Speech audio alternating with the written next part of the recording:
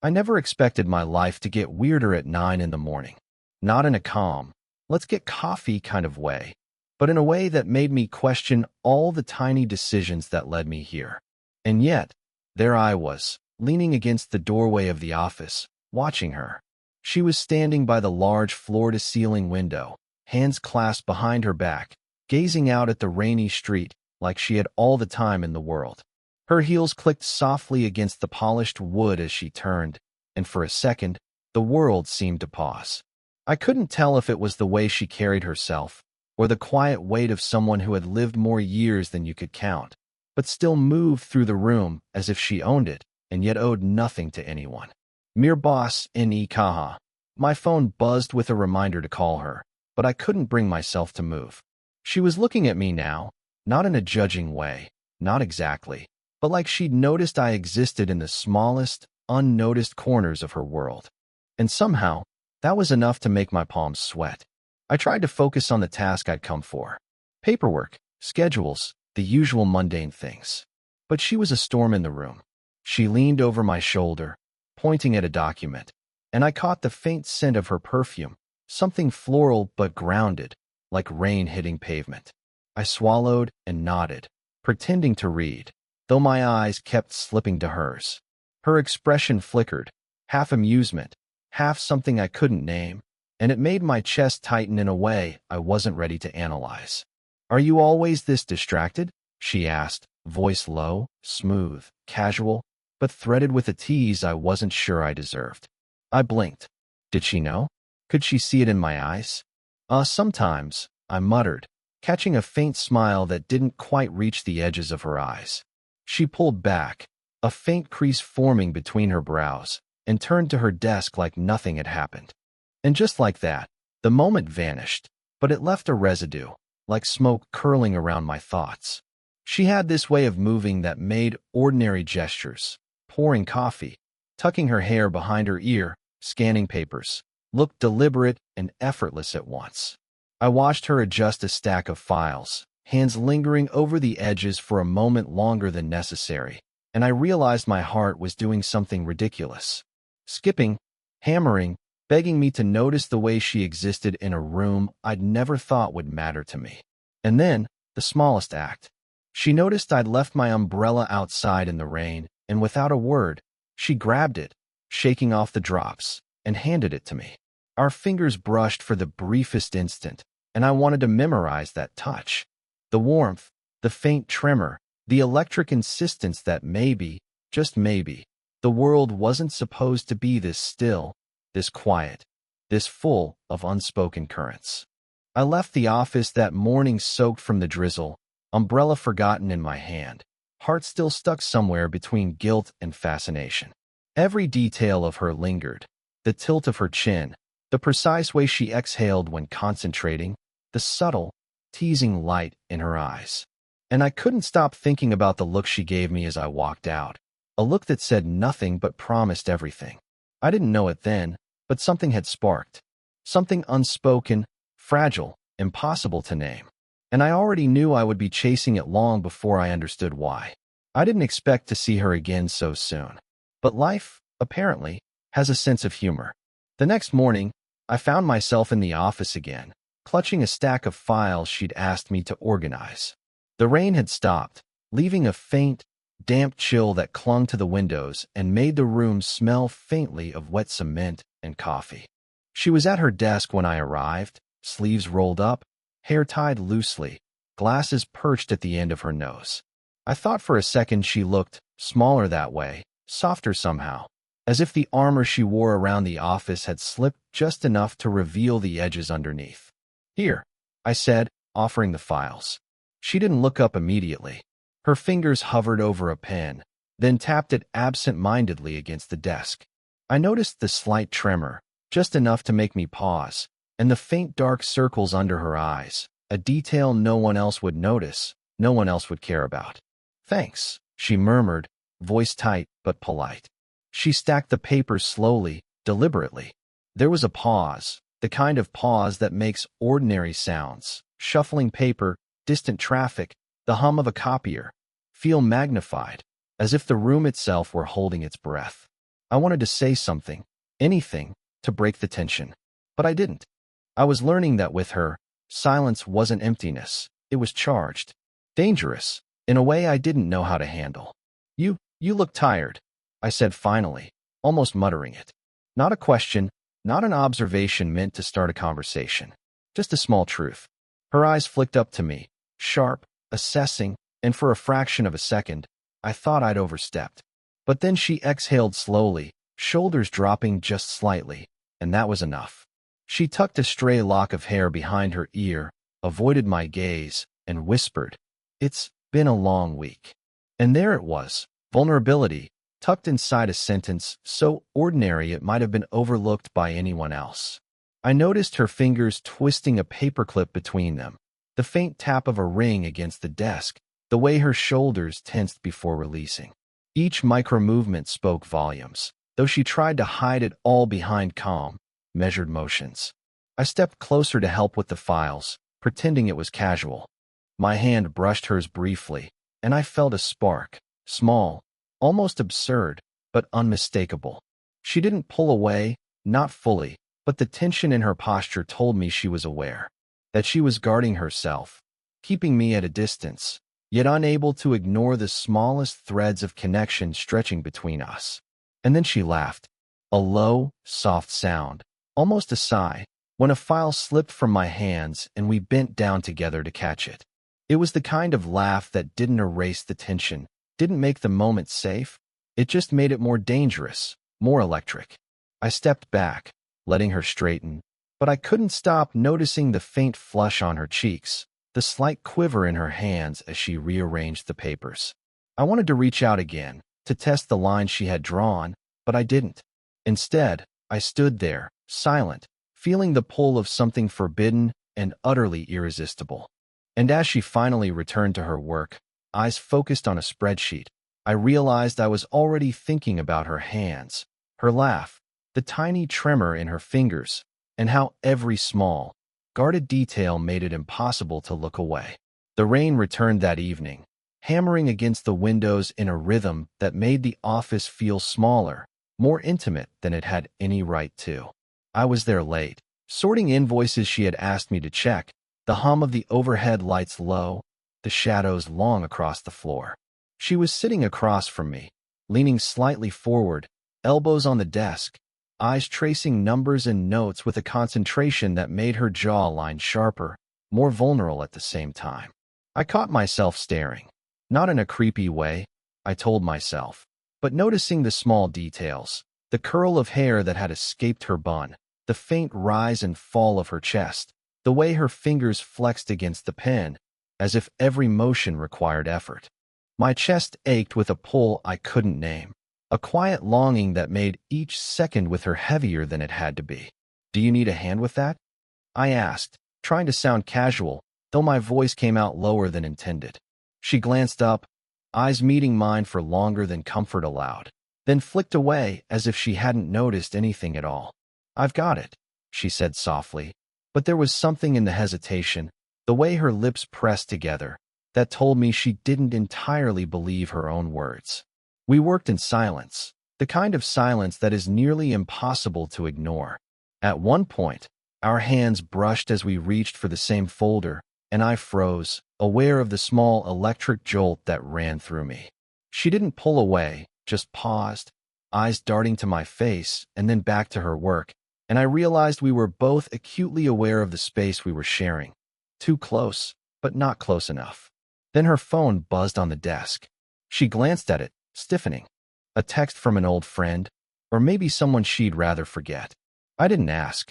I just watched the way her fingers trembled slightly as she swiped to reply, the faint bite of her lower lip that betrayed irritation, uncertainty, and something else I couldn't name. I wanted to reach across, brush it away, make her laugh, make it easier somehow. But I didn't. I sat there, heart hammering, fingers curling around the edge of the folder, conscious of the tension pressing in from every direction. The storm outside, the office rules, her guarded posture, my own restraint. Minutes passed. Words seemed impossible. The rain drummed faster against the windows, drowning the quiet sighs and shuffles, and I realized how close we were sitting. Close enough to feel the heat from her shoulder. Close enough that if I leaned slightly, if I didn't think, if I let instinct take over. But I didn't. She stood suddenly, reaching for her coat. My hand itched to stop her, to say something. Anything that might make this easier or harder or unforgettable. Instead, I watched her gather her things, every movement deliberate, controlled, untouchable. The storm outside mirrored the storm in my chest, and I realized that this unspoken, unclaimed tension was as sharp as any confession could ever be. As she opened the door to leave, she paused, looking back over her shoulder, eyes flicking to mine, lips twitching as if she had something to say, but didn't. That almost smile, almost word, almost touch, lingered in the room long after she was gone, and I stayed frozen, heart tangled and everything left unsaid. It was late again. The office was nearly empty, except for the hum of the air conditioner and the faint glow of the streetlights casting long rectangles across the floor.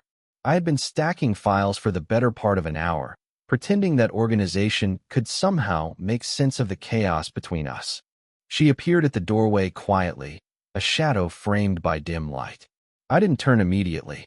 I wanted to, desperately, but something held me back, some unspoken rule I couldn't name. "Hey," she said softly, voice catching somewhere between tired and fragile. She leaned against the doorframe, arms folded, eyes dark under the exhaustion. "Can we talk?" I nodded, wordless. She walked past me, and the air seemed to tighten around us. We didn't sit, didn't move closer. We just existed in the same narrow corridor of light and shadow, the silence stretching like a living thing. Finally, she spoke again. "I don't know what this is anymore," she said, words measured, but trembling at the edges. "I mean us, this whatever we're doing here. It's not normal." My throat tightened. I wanted to apologize, to deny, to explain, but none of it made sense. The files I held suddenly felt absurd, meaningless. I just nodded, swallowing hard. She laughed, a short, bitter sound, and it made my stomach twist. "I see the way you look at me," she admitted, not quite meeting my eyes. "And God, I see the way I look at you. But this isn't supposed to happen. Not with you. Not with me. Not like this." Her hands twisted at her sides, small tremors in the fingertips I had memorized without even realizing. I wanted to reach out, wanted to touch her hands, smooth the tension from her shoulders, but the moment was too fragile, too charged. One wrong move, one careless word, and everything could shatter. I don't know what I want," she whispered. The words hit me like ice water. They weren't romantic, they weren't sweet. They were desperate, real, human. And somehow, that made the pull even more unbearable. I opened my mouth, then closed it again. What could I say? That I was equally lost. That I wanted to reach for her and simultaneously crawl away? That every thought of her left me trembling and breathless? None of it seemed right. She stepped closer, just a fraction, and I noticed how the light caught the fine lines at the corners of her eyes, how the shadow of worry softened her sharp jaw.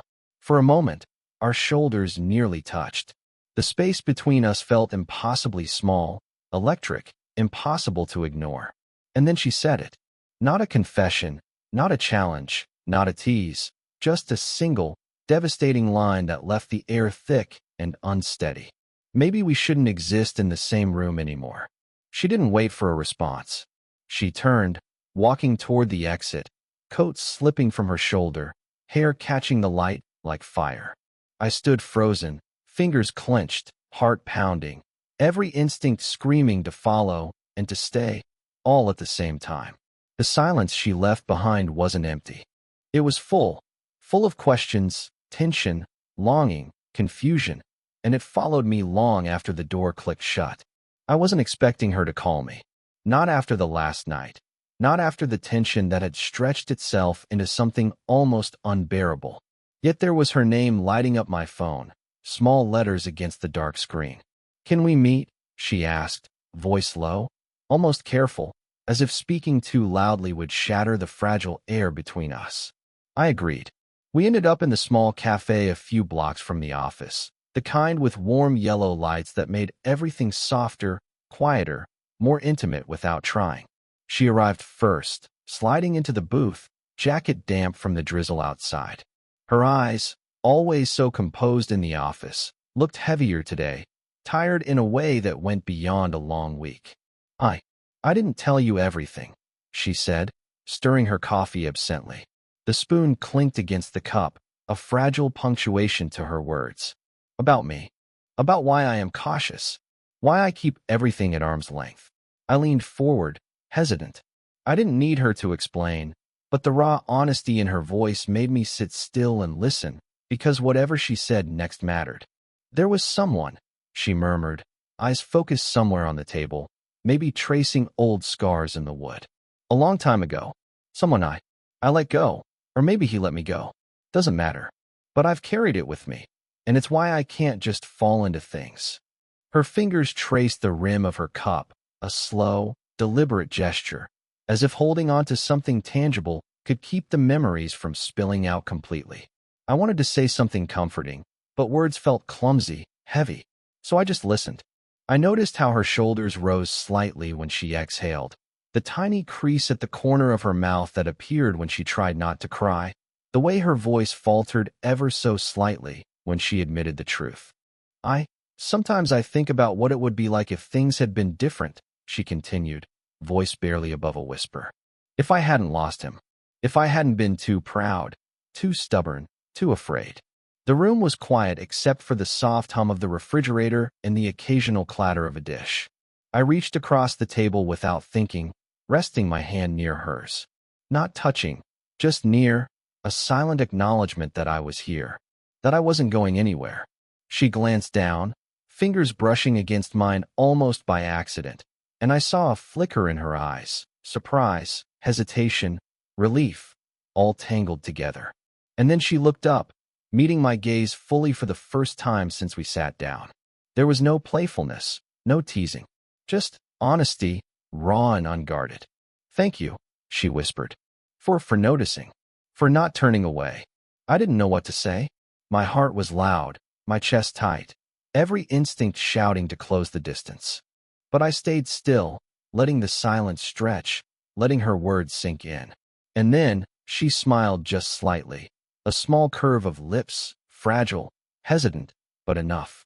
Enough to make my entire body ache, enough to make the world feel unsteady in the most wonderful way. That smile lingered in my mind long after she left, and I realized something terrifying and exhilarating. I was no longer just observing her. I was carrying pieces of her with me, and I didn't want to put them down. The office was empty again, but it didn't feel like before.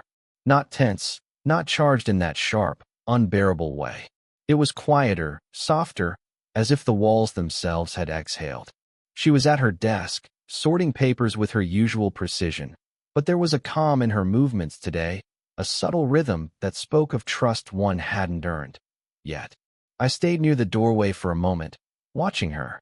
There were still traces of the storm in her eyes, the faint tension in her shoulders, but now they felt like gentle ripples rather than warning signs.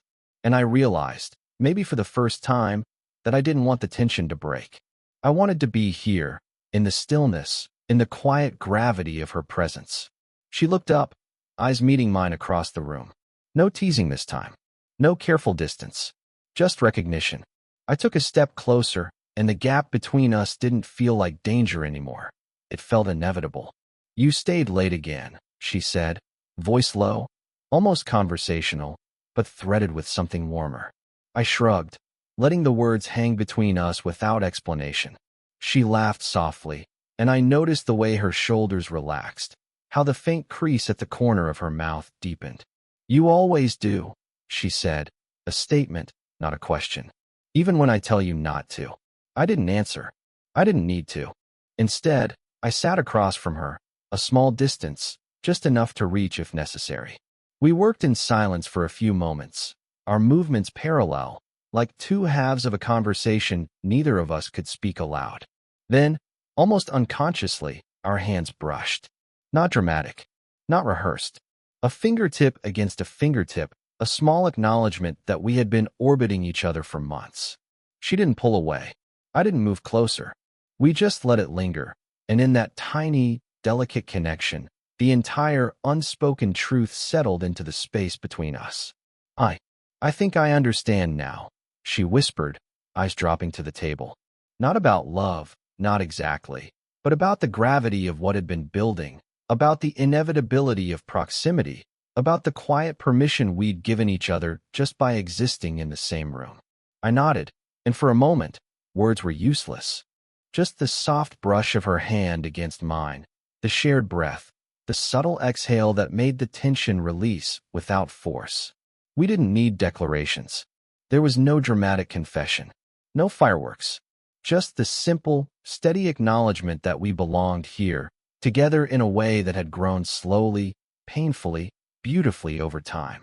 The light from the window caught her hair, and I leaned slightly forward, letting my forehead rest lightly against hers. Not a kiss, not a gesture of possession, just a quiet settling, a mutual recognition that the walls we'd built around ourselves no longer mattered. She closed her eyes, and I felt the shift in her breath, slow and steady, a mirror of my own. The storm outside had passed. The storm within us had calmed. And in that silence, there was everything: understanding, patience, and a fragile but unbreakable connection that had been months in the making. We stayed like that for a long while. No words, no movement beyond the subtle warmth of contact. And for the first time, it felt like enough. It's strange, looking back now, how small moments can change everything. I remember the first day clearly. The rain, the quiet pause in the doorway, the way she had handed me that umbrella without a word. At the time, it felt like nothing. Now, I realize it was the first thread of something that would unravel and rebuild both of us in ways neither of us expected. We're different now. I'm quieter in some ways, more attentive, more patient with the pauses and silences that used to make me restless. I've learned to read the subtleties, the way her fingers linger over the edge of a cup, the small gestures that tell me more than words ever could. I notice her not just in moments of intensity, but in the mundane. The way she organizes her desk, the faint hum she makes when she's focused, the softness in her voice when she thinks no one is listening. And she's different too. I can see it in the way she allows herself to pause, to lean into trust without fear. The edges that once seemed so guarded have softened, not vanished, but tempered with the understanding that connection doesn't have to be frightening. We've both carried the weight of past heartbreaks, mistakes, and missed opportunities, but now those things don't feel like chains. They're reminders that love can grow slowly, carefully, and still be real. I've realized that love isn't always fireworks and grand gestures. Sometimes it's the brush of fingers over a folder, the quiet acknowledgement of presence, the shared silence after a storm passes. It's noticing someone, truly noticing, and allowing them to notice you in return. It's letting small, fragile moments accumulate into something undeniable. And what we have isn't perfect. It's messy, it's human, it's slow, but it's ours. We've learned to inhabit the spaces between words, to honor pauses, to let vulnerability speak without fear of judgment. We've learned that love isn't always declared. Sometimes it's simply lived, moment by moment, touch by touch, glance by glance. I catch myself smiling sometimes for no reason at all, remembering a small laugh, a fleeting brush of hands, a storm that stopped outside but raged inside for weeks. And I think she feels it too, in her quiet ways, because sometimes she catches my gaze, holds it a second longer, and it says everything words never could.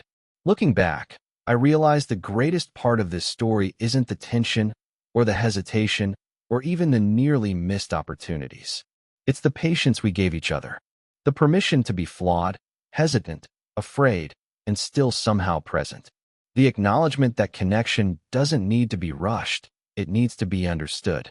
We're here now, still cautious in some ways, still learning, still savoring the slow burn that brought us together. And in that quiet, I think we've found the thing that lasts. Not perfection, not drama, not fireworks, but the steady, grounded certainty that comes when two people finally stop running from what they've been waiting for all along. If this story made you feel something, let me know in the comments. Would you want more stories like this?